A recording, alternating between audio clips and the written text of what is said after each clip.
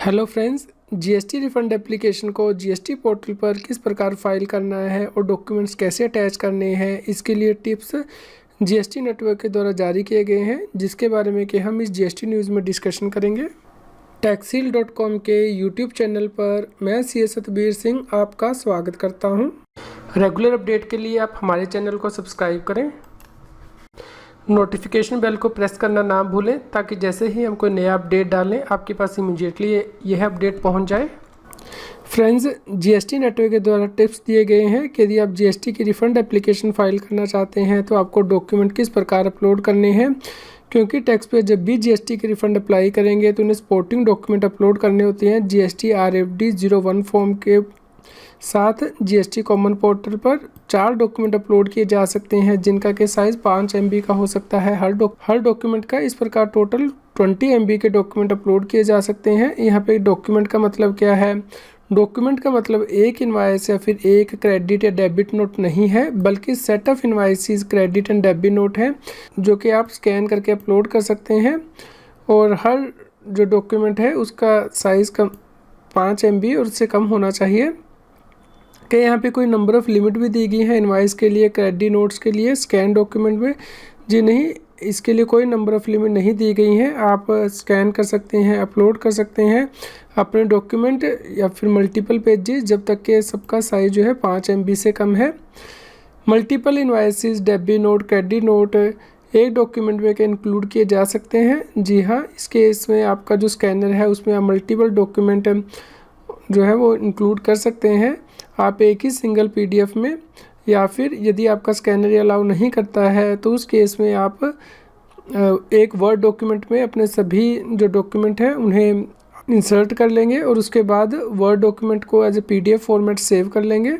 यहाँ पे एडवाइस भी किया जाता है कि आप जो scan invoice, debit credit note है उनका साइज़ लो रखें। आप डॉक्यूमेंट का साइज़ किस प्रकार चेक कर सकते हैं? इसके लिए आपको राइट क्लिक करना है थंबनेल पे अपने स्कैन पे जो डॉक्यूमेंट व्यूवर है, उसके बाद प्रॉपर्टी सेलेक्ट करनी है, वहाँ पे look for the number beside file size उसे टिक करना है। उसके बाद आप देख सकते हैं कि यदि आपका स्कैन का साइज़ बहुत ज़्यादा है, यानी कि 5 MB से ज़्यादा है, तो आपको उसे रिड्यूस करना है फाइल का साइज़। आप डॉक्यूमेंट को लो क्वालिटी फाइल साइज़ में किस प्रकार बना सकते हैं? इसके लिए आपको scanning from the scan picture document film को ओपन करना है। उसके बाद प्रेफर्ड फाइल टाइप में आप JPG, PDF, PNG या TIFF फाइल में जो है सेव कर सकते हैं, जो कि स्मॉल साइज़ की होती हैं। आप डॉक्यूमेंट को किस प्रकार स्कैन कर सकते हैं लो रेजोल्यूशन में? इसके लिए आपको scanning from the scan picture document film को ओपन करना है, वहाँ पे स्कैन डॉक्यूमेंट सेटिंग पे क्लिक करना है। उसके बाद आप रेजोल्यूशन को एडजस्ट कर सकते हैं। यहाँ पे जीएसटी नेटवर्क के द्वारा 100 DPI को रिकमेंड किया गया है। यदि आप लाइन आर्ट स्कैन मोड या फिर ग्रे स्केल स्कैन मोड में स्कैन करते हैं तो उससे लो रेजोल्यूशन बनेगा डॉक्यूमेंट का।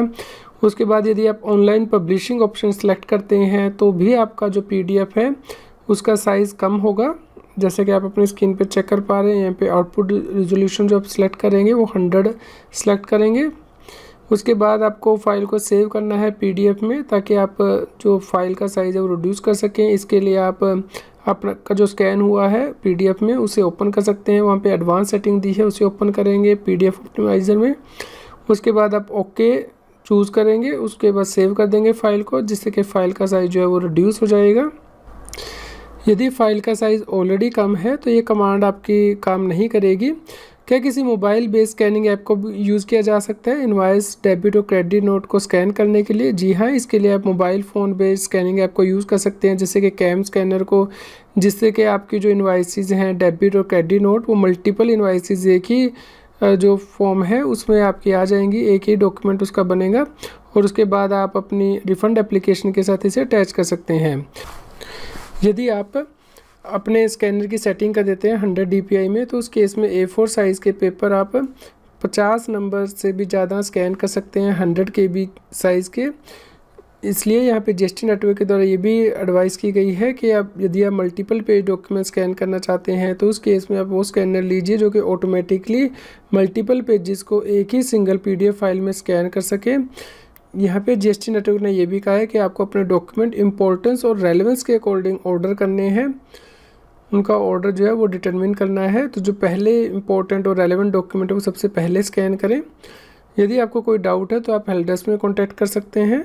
मेरे सब्सक्राइबर के लिए खुशी की खबर है कि अब आप इनकम टैक्स और जीएसटी को लाइव सीख सकते हैं। इसके लिए आपको unacademy.com/plus वेबसाइट पर जाकर सब्सक्रिप्शन लेनी है। आपको गोल में सी एग्ज़ाम सेलेक्ट करना है।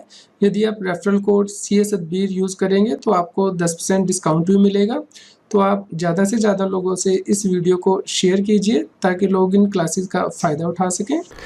यदि आप जीएसटी और इनकम टैक्स पर डेली अपडेट चाहते हैं, जजमेंट, सर्कुलर, तो उस केस में आप हमारे पैट्रियन अकाउंट को ज्वाइन कर सकते हैं, जिसका लिंक इस न्यूज़ की वीडियो डिस्क्रिप्शन में भी दिया गया है, जिससे कि आपको डेली ईमेल आपके मेल बॉक्स में मिलेगी। यदि आपकी जीएसटी और इनकम टैक्स से रिलेटेड कोई जनरल क्वेरी है तो आप हमें ईमेल कर सकते हैं taxheal@gmail.com पर। जीएसटी, टैक्स और फाइनेंस के रेगुलर अपडेट के लिए आप टैक्सहील की मोबाइल ऐप को गूगल प्ले स्टोर से डाउनलोड कर सकते हैं। इसका लिंक इस वीडियो की डिस्क्रिप्शन में भी दिया गया है।